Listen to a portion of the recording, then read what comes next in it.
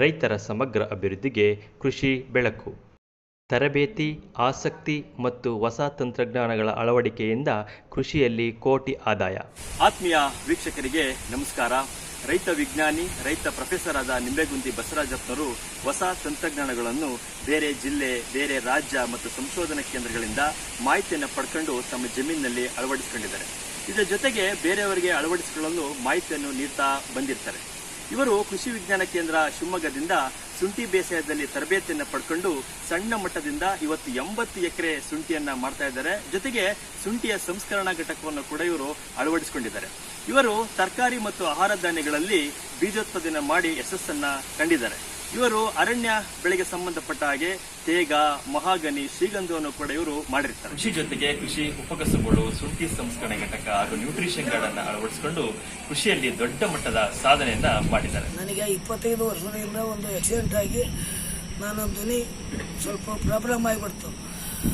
ನಾನು ವಿಚಲಿತನಾಗದೆ ಕೃಷಿಯಲ್ಲಿ ಕೃಷಿ ವಿಜ್ಞಾನ ಕೇಂದ್ರ ಶಿವಮೊಗ್ಗದಲ್ಲಿ ಹೆಚ್ಚಿನ ಮಾಹಿತಿ ಪಡೆದು ವಿವಿಧ ರಾಜ್ಯಗಳಲ್ಲಿ ತಂತ್ರಜ್ಞಾನ ಪಡೆದು ಇವತ್ತಿನ ದಿವಸ ಕೃಷಿಯಲ್ಲಿ ನಾನು ಕೋಟಿ ಆದಾಯನ ಗಳಿಸ್ತಾ ಇದ್ದೇನೆ. 2 ಎಕರೆ ಜಮೀನಲ್ಲಿ ಸೌತ್ ಆಫ್ರಿಕನ್ ಸ್ವೀಟನಿ ಮಾಗನಿ ಹಾಕಿದ್ದೇನೆ.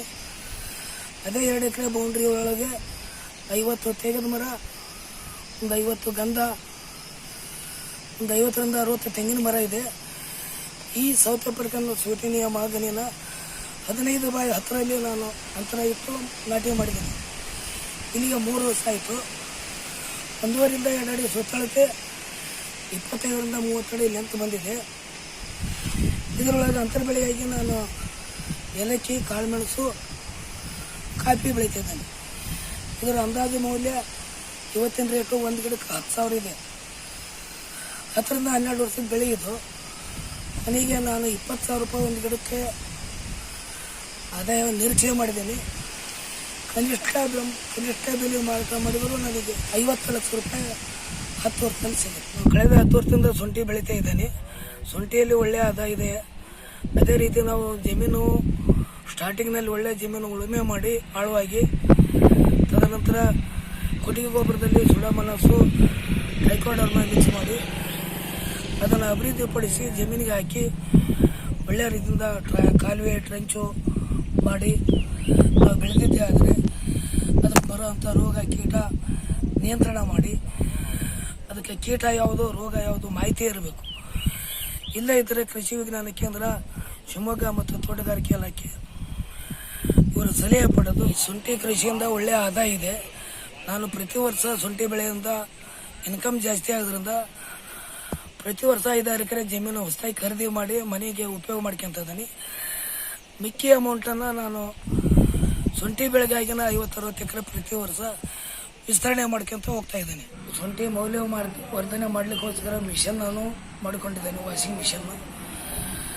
ಈ ಮಿಷನ್ನಲ್ಲಿ ನಾನು ಬೆಳೆದಂಥ ಶುಂಠಿ ವಾಶ್ ಮಾಡಿ ವಿವಿಧ ರಾಜ್ಯಗಳಿಗೆ ಮಾರುಕಟ್ಟೆಗೆ ಸಪ್ಲೈ ಮಾಡ್ತಾ ಇದ್ದೇನೆ.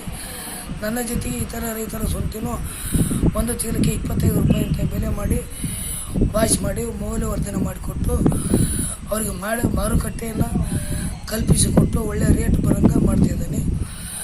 ಇದರೊಂದಿಗೆ ನಾನು ಒಳ್ಳೆಯ 3-4 ತಳಿ ವಿವಿಧ ತಳಿಯ ಶುಂಠಿ ಬೀಜನ ಒಳ್ಳೆಯ ಥರದಲ್ಲಿ ಉತ್ಪಾದನೆ ಮಾಡಿ ರೈತರಿಗೆ ಬಿತ್ತನೆ ಬೀಜಲಿಕ್ಕೆ ಮಾರಾಟನೂ ಮಾಡ್ತಾ ಇದ್ದೇನೆ. ಹೈಬ್ರಿಡ್ ಬೀಜೋತ್ಪಾದನೆ ಕೈಗೊಳ್ತಾ ಇದ್ದೇನೆ. ಕಳೆದ 15 ವರ್ಷದಿಂದ ಮಾಡ್ತಾ ಇದ್ದೇನೆ. ಟೊಮೆಟೊ, ಮುಳಗಾಯಿ, ಮೆಣಸು, ಹಾಗಲ, ಹೀರಿ, ಅದರೊಂದಿಗೆ ಆಹಾರ ಧಾನ್ಯಗಳಾದ ಭತ್ತ ಮತ್ತು ಗೋಂಜಾಳ ಇವೆಲ್ಲ ಬೆಳೆಗಳನ್ನು ಬೀಜೋತ್ಪಾದನೆ ಮಾಡಿ ನಾನು ಮಾಡ್ತಾನೆ. ಸಹ ರೈತರ ಕಡೆಯಿಂದಲೂ ಮಾಡಿಸಿ ಸುಮಾರು ಒಂದು 50-60 ಎಕರೆ ಮಾಡಿ ಹೈಬ್ರಿಡ್ ಬೀಜಗಳನ್ನು ಎಲ್ಲ ಶೇಖರಣೆ ಮಾಡಿ ಗುಣಮಟ್ಟದ ಬೀಜಗಳನ್ನು ಹೈದರಾಬಾದು, ಮಹಾರಾಷ್ಟ್ರ, ಮಧ್ಯಪ್ರದೇಶಕ್ಕೆ ಖಾಸಗಿ ಕಂಪ್ನಿಗೆ ಬೈಬ್ಯಾಕ್ ಸಿಸ್ಟಮ್ನಲ್ಲಿ ಮಾತಾಡಿರ್ತಾವಲ್ಲ ಆ ಪ್ರಕಾರ ಕಳಿಸಿಕೊಡ್ತಾ ಇದ್ದಾನೆ. ಇದರಿಂದ ಒಳ್ಳೆ ಆದಾಯನೂ ಬರುತ್ತೆ, ಇತರ ರೈತರಿಗೂ ಆದಾಯ ಆಗುತ್ತೆ. ಕುರಿ ಸಾಕಾಣಿಕೆನೂ ಮಾಡ್ತಾ ಇದ್ದೇವೆ.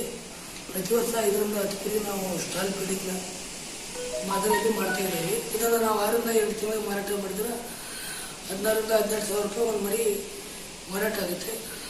ಇದರಿಂದ ಒಳ್ಳೆಯ ನಮಗೆ ಆದಾಯನೂ ಬರುತ್ತೆ. ಒಂದು 5 ಎಕರೆ ಅಡಿಕೆ ಬೆಳೆ ಮಾಡಿದ್ದೇನೆ. ಸ್ಟಾರ್ಟಿಂಗ್ನಲ್ಲಿ ನಾನು ಅಡಿಕೆ ಒಳಗೆ ಅಂತರ ಬೆಳೆಯಾಗಿ ಅಷ್ಟೇ ಶುಂಠಿ ಮಾಡಿದ್ವಿ. ತದನಂತರ 3 ವರ್ಷ ನಾವು ದೀನ ಪುಟ್ಟಬಾಳೆ ಬೆಳೆ ಬೆಳೆದೀವಿ. ಬಾಳೆನ ಬಾಳೆಯಲ್ಲಿ ಒಳ್ಳೆಯ ಆದಾಯ ಬಂತು ನನಗೆ. ತದನಂತರದಲ್ಲಿ ನಾನು ಅಡಿಕೆ ಒಳಗೆ ಅಂತರ ಬೆಳೆಯಾಗಿ ಗಾಂಜಿ ನುಗ್ಗಿ ಮತ್ತು ನೀರುಳ್ಳಿ ಬೆಳೆದ್ವಿ. ಈಗ ಹೈನುಗಾರಿಕೆನೂ ಮಾಡ್ತಾಯಿದ್ದೀವಿ. ಹೈನುಗಾರಿಕೆಯಿಂದ ನಮ್ಮ ಮನೆಗೆ ಬೇಕಾದಂಥ ಹಾಲು ಇತರ ಉತ್ಪನ್ನ ಉಪಯೋಗ ಆಗುತ್ತೆ. ಮಿಕ್ಕಿದ ಹಾಲು ನಾವು ಡೈರಿಗೆ ಹಾಕಿಬಿಟ್ಟು ಆದಾಯನೂ ಗಳಿಸ್ತಾ ಇದ್ದೇವೆ. ಹೈನುಗಾರಿಕೆಯಿಂದ ಬಂದಂಥ ನವಿಕರುಗಳು ಗಂಜಲ ಸೆಗಣಿ ಇರ್ಬೋದು, ಇದನ್ನು ನಾವು ತೋಟಕ್ಕೆ ಉಪಯೋಗ ಮಾಡ್ಕೊತೀವಿ. ರೇಷನ್ ಗಾರ್ಡನ್ ಮಾಡಿರೋ ಉದ್ದೇಶ ಏನಂದರೆ ಮೇನ್ ಆರೋಗ್ಯಕ್ಕೋಸ್ಕರ ಮಾಡಿರೋದು. ನಾವು ಮನೆಯಲ್ಲಿ ಮಕ್ಕಳು ಎಲ್ಲ ಜನ ಜಾಸ್ತಿ ಬೆಳಗ್ಗೆ 1 ಅವರ್ ಸಂಜೆ 1 ಅವರ್ ಬರ್ತಾ ಇರ್ತೀವಿ. ಮನೆಯಲ್ಲೇ ಸಾವಯವ ಗೊಬ್ಬರ ಹಾಕಿ ಯಾವುದೇ ರಾಸಾಯನಿಕ ಗೊಬ್ಬರ ಹಾಕದೇ, ಯಾವುದೇ ಯೂಸ್ ಮಾಡ್ದೇ, ಯಾವುದೇ ಔಷಧಿ ಹೊಡೆದೇ ಬರೀ ಮನೆಯಲ್ಲೇ ಸಗಣಿ ಕೊಟ್ಟಿಗೆ ಗೊಬ್ಬರದಿಂದನೇ ಬೆಳೀತಾ ಇರೋದು. ನಾವು ಹೀರೆಕಾಯಿ, ಮೆಣಸು, ಟೊಮೆಟೊ, ಬೆಂಡೆ ಪ್ರತಿಯೊಂದು ನಾವು ಮನೆಗೆ ಏನು ಸೌಲಭ್ಯ ಐತೆ ಎಲ್ಲ ತರಕಾರಿಗಳನ್ನು ಮನೆಯಲ್ಲೇ ಬೆಳ್ಕೊಂತ ಇರೋದು. ಬಸವರಾಜಪ್ಪನವರು ನಮ್ಮ ಒಂದು ಕೃಷಿ ವಿಜ್ಞಾನ ಕೇಂದ್ರದ ಜೊತೆ ಕಳೆದ ಒಂದು 10 ವರ್ಷದಿಂದ ಸಂಪರ್ಕದಲ್ಲಿದ್ದಾರೆ.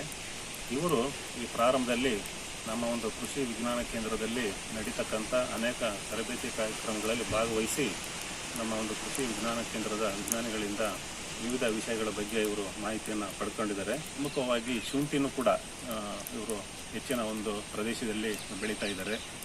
ಇವರು ಒಟ್ಟಾರೆ ಇವರು ಸಮಗ್ರ ಕೃಷಿಕರು, ಜೊತೆಗೆ ಸಾವಯವ ಕೃಷಿಕರು ಕೂಡ. ಇವರು ನಮ್ಮ ಒಂದು ಕೃಷಿ ವಿಜ್ಞಾನ ಕೇಂದ್ರದ ಪಡೆದಂಥ ಮಾಹಿತಿಯನ್ನು ಇತರ ರೈತರಿಗೂ ಕೂಡ ಇವರು ಅದನ್ನು ಹಂಚಿಕೊಳ್ತಿದ್ದಾರೆ. ನಂತರ ನಮ್ಮ ಒಂದು ಕೃಷಿ ವಿಜ್ಞಾನ ಕೇಂದ್ರದಲ್ಲಿ ನಡೀತಕ್ಕಂಥ ಅನೇಕ ತರಬೇತಿ ಕಾರ್ಯಕ್ರಮಗಳಲ್ಲಿ ಇವರನ್ನು ಸಂಪನ್ಮೂಲ ವ್ಯಕ್ತಿ ಕರೆಸಿಬಿಟ್ಟು ಇತರೆ ರೈತರಿಗೂ ಕೂಡ ನಾವು ಇವರಿಂದ ಮಾಹಿತಿಯನ್ನು ಕೂಡ ಕೊಡಿಸ್ತಾ ಇದ್ದೀವಿ. ಹೆಚ್ಚಿನ ಮಾಹಿತಿಗಾಗಿ ಸಂಪರ್ಕಿಸಿ ಡಾಕ್ಟರ್ ಅರುಣ್ ಕುಮಾರ್ ಪಿ, ವಿಜ್ಞಾನಿ, ಕೃಷಿ ವಿಸ್ತರಣೆ ಮತ್ತು ಪ್ರಗತಿಪರ ರೈತರಾದ ಬಸವರಾಜಪ್ಪ. ಧನ್ಯವಾದಗಳು.